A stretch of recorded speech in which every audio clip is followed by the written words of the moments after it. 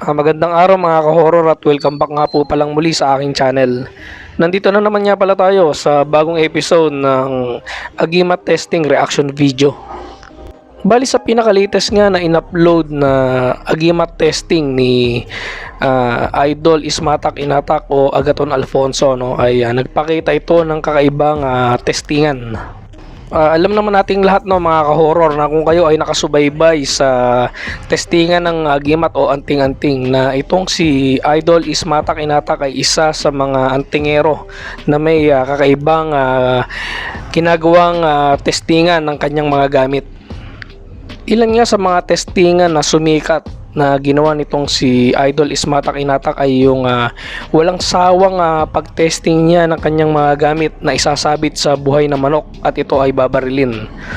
At meron din siyang testingan na kung saan ay nagpabaril siya sa kanyang kamay o ginamit na niya yung kanyang sariling katawan, para testingin yung bisa o husay ng kanyang gamit. At yun nga na mga ka-horror, dito nga sa sinasabi ko na huling testingan na ginawa ni Idol Ismatak Inatak ay hindi sa manok at hindi rin sa katawan siya nagtesting, kundi sa buhay na kambing. So talagang mahusay at matindi ang mga ginagawang testingan nitong si Idol Ismatak Inatak para mapatunayan ang kanyang husay ng kanyang mga gamit. So yun ang mga horror, kapapakita nga lang ni Idol Ismatak Inatak na kung anong klase ng bala yung gagamitin at yan yung kambing na babarilin nila.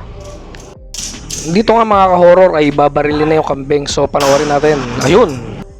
So ulitin ulit natin mga horror at tingnan natin kung saan tumama yung bala. Ayun, kitang kita, no, mga horror, sa katawan ng kambing. At sa huling pagkakataon mga horror ay ulitin ulit natin yung video at dito naman ay i-slow mo natin para makita natin kung tumama ba talaga yung bala. Ayun, talagang tumama, no, mga ka-horror, sa katawan, kitang kita.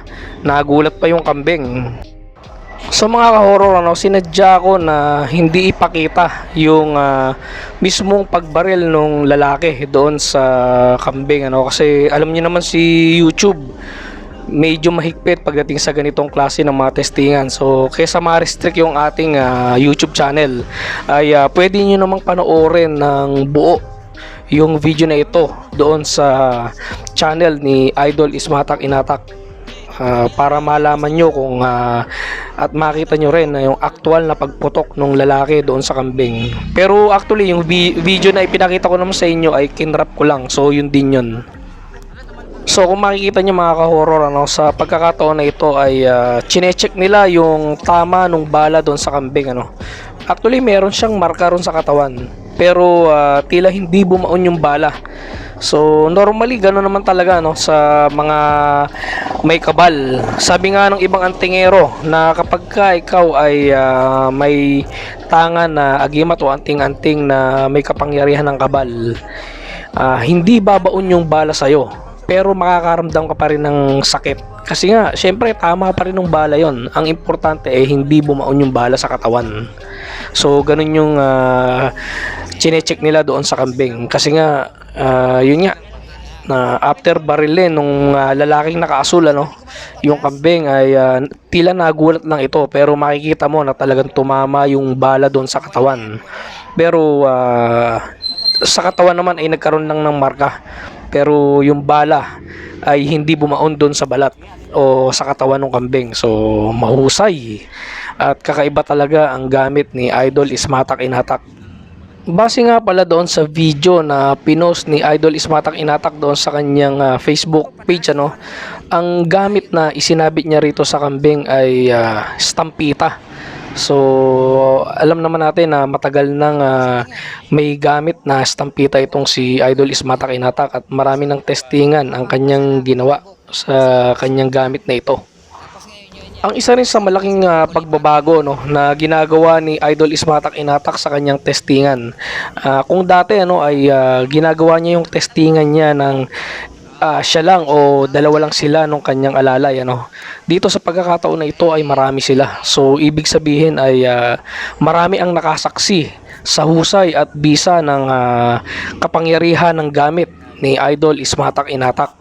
So kudos kay Idol Ismatak Inatak, mabuhay ka. So hanggang dito na lang mga ka-horror at samahan nyo akong muli sa mga susunod ko pang mga video patungkol sa Agimat testing reaction video. Maraming salamat po.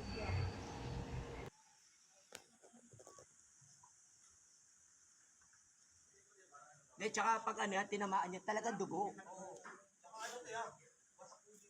Oo. Nabigla lang yan, sasakit yan. Sasakit talaga. Bugbog.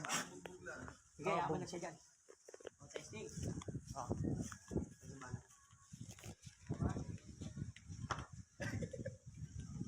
Testing. Isa. Yan natin na. Bukan natin itong pulang feedback. Dari ah. Lagyan mo pera mo para mawala yung ano niya. Masakit. De, meron talaga yun. Hindi tumalsik pag gano'n nakita ko. Pataas. Pataas. Oh, pataas. Pataas. Ado doon ako eh. Malapit ako eh. Pagkatama ng bala, tapos gumanyong siya konti o parang tutumba siya. Ako, kala ko ali. Sabi ko patay, tinamaan. Alang pagos eh. Yung impact lang pala yung ano dun. Patay na yan.